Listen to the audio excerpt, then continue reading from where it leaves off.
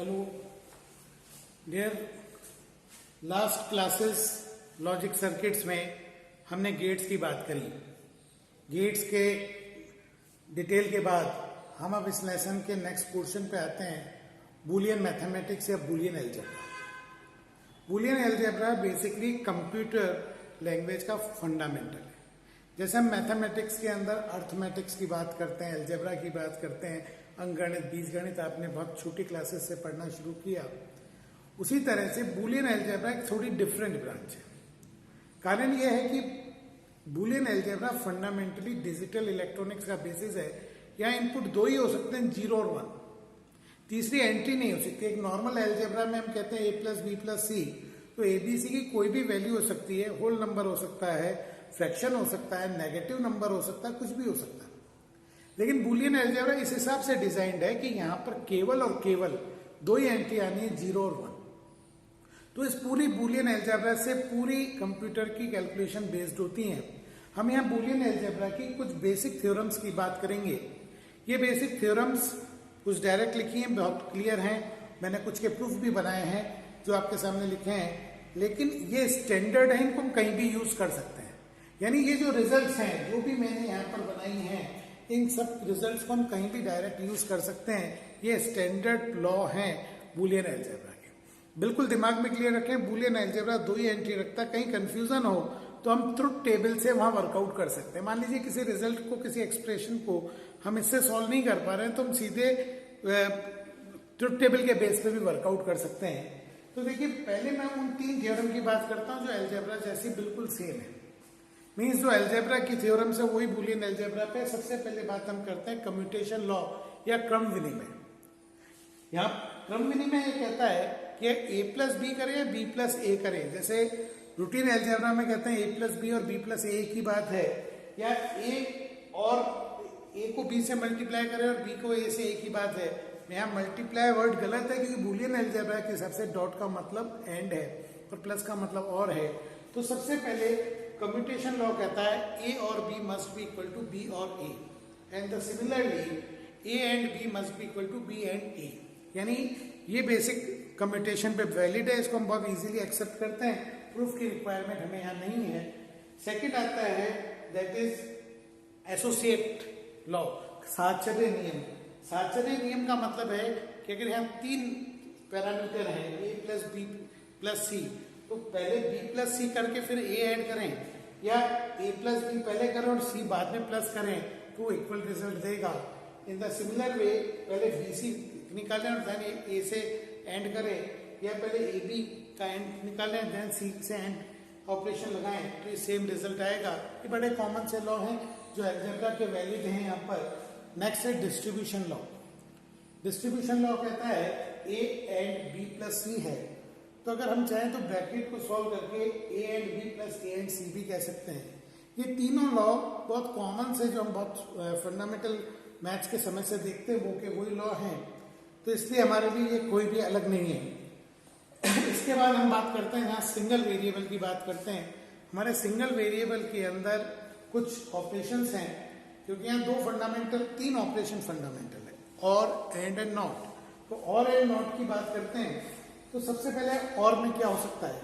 से मेरे पास एक वेरिएबल a है,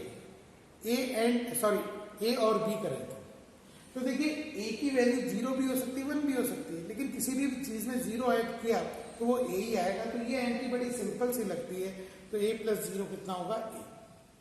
सेकेंड एंट्री को ध्यान से देखें, a प्लस 1। अब a प्लस 1 क्या होगा, देखिए बूलियन अलजेब्रा में हो सकता है a की वैल्यू 0, तो 0 प्लस 1 भी 1 होगा, और 1 प्लस 1 भी 1 होगा, इसलिए a प्लस 1 आइटम कितना होगा, 1। नेक्स्ट है a plus a।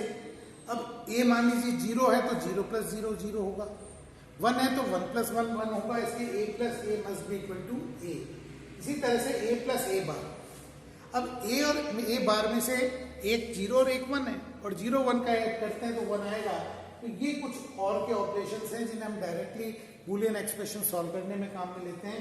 a plus a और 0 इज a और 1 इज इक्वल टू 1, a और a इक्वल टू a और a bar must be equal to 1। इन्हीं चारों ऑपरेशन को एंड पे अप्लाई करें, यानी एंड ऑपरेशन पे देखें, तो ए एंड जीरो हो जाएगा। जीरो क्योंकि हम जब भी जीरो से एंड करेंगे तो आंसर जीरो आएगा। ए एंड वन तो जो ए होगा वही आएगा। ए एंड ए कितना होगा A and A bar zero, क्योंकि ए एंड ए बार में एक वन और एक जीरो है तो 1.0 जीरो ही आना है। ये हमारी एंड की सक्रिय है। अब यहाँ पर मैंने चार और ऐसी थ्योरम्स है जो बूलियन की एक्सक्लूसिव थ्योरम्स हैं जिनको हम स्टैंडर्ड कहीं पे अप्लाई कर सकते हैं, उनके शॉर्ट में सॉल्यूशन भी किए हैं। सबसे पहले बात आती है a plus A B must be equal to A. यहाँ प्लस का मतलब और है, डॉट का मतलब एंड है, तो a plus A B equal to one. अब a plus A B equal to one कैसे हुआ, तो देखिए मैंने लेफ्ट हैंड साइड कंसिडर किया। लेफ्ट हैंड साइड में a प्लस ए बी है, a कॉमन लिया, बाकी क्या बचा 1 प्लस बी। और अभी प्रीवियस वन थ्योरम में हमने बात करी है a प्लस वन कितना होता है 1, तो सिमिलरली 1 प्लस बी कितना होगा 1, तो a एंड 1 कितना हो जाएगा 1। तो एक बड़ा इंपॉर्टेंट रिजल्ट है a plus A B should be equal to a। अब देखिए नेक्स्ट मैं यहाँ पे वर्कआउट कर रहा हूं, उसको देखिए, sorry a plus B A plus C equal to A plus B C. अब यहां से देखिए क्योंकि a प्लस बी को a प्लस सी से मल्टीप्लाई किया है, यहाँ 4 टर्म्स बनेगी a सी बी ए और बी सी। अब अगर मैं ए की बात करूं तो इन एक्सप्रेशन से ए किसके इक्वल है a, तो मैं इसको a लिख सकता हूं। देखिए a एंड a कितना हो गया a। अब सेकंड टर्म ए सी है, इन दोनों में एक कॉमन ले लिया, तो मेरे पास मैंने यहाँ थोड़ा सा डायरेक्ट किया a प्लस ए सी। आप यहां से देख सकते हैं a प्लस ए सी किसके इक्वल होता है a के, तो a प्लस ए सी इस थ्योरम से कितना हो गया a। अब नेक्स्ट इसका है A B, again a plus A B किसके इक्वल है a, तो मेरे पास आंसर आ गया a प्लस बी सी। तो ये इंपॉर्टेंट थ्योरम हो गई, a plus B into A plus C must be equal to a plus B C. Third in नई थ्योरम्स में बात करें तो हमारे पास है a plus A bar B, a plus A bar B is equal to a plus B. यहां पर भी हम क्या कर रहे हैं, क्योंकि a को हमने मल्टीप्लाई किया 1 प्लस बी से और डिस्ट्रीब्यूशन लॉ अप्लाई कर दिया, तो ये आ गया a plus A B plus A bar B, और इन दोनों में b कॉमन ले लिया तो यहाँ गया a प्लस ए बार 1 के इक्वल होता है, तो रिजल्ट आ गया a प्लस बी। यहाँ हमने प्रूफ किए हैं बट हमें रिक्वायर्ड नहीं है, इन एक्सप्रेशन को हम डायरेक्ट यूज करेंगे। मैं नेक्स्ट क्लास के अंदर कुछ बूलियन एक्सप्रेशंस को सॉल्व करने की बात करूंगा, क्योंकि एग्जामिनेशन में कई बार कोई बूलियन एक्सप्रेशन को सॉल्व करने के लिए दिया जा सकता है, तो वहां इन थ्योरम्स का हम डायरेक्ट यूज करेंगे। नाउ इसको देखें, ये लास्ट थ्योरम है। देखिए यहाँ था a plus A bar B और यहाँ पर है a plus A B bar. a plus A B bar की बात करें, वही एक के आगे हमने 1 प्लस बी से मल्टीप्लाई किया, डिस्ट्रीब्यूशन लॉ अप्लाई किया, ये आ गया a plus A B plus A B bar. यहाँ a कॉमन लिया, b प्लस बी बार 1 बन गया और फाइनल रिजल्ट a आ गया। तो ये कुछ बूलियन एक्सप्रेशन की फंडामेंटल, बूलियन अलजेब्रा की फंडामेंटल थ्योरम्स है जो हमारे याद होनी चाहिए। नॉर्मली कम्यूटेशन की बात करें, एसोसिएट डिस्ट्रीब्यूशन हमें याद रहता है, और गेट्स करते करते और एंड के भी एक्सप्रेशन याद रहते हैं, बट ये चार हमें याद रखनी है। a plus A B equal to a plus B whole multiplied by a plus C that is equal to a plus B C.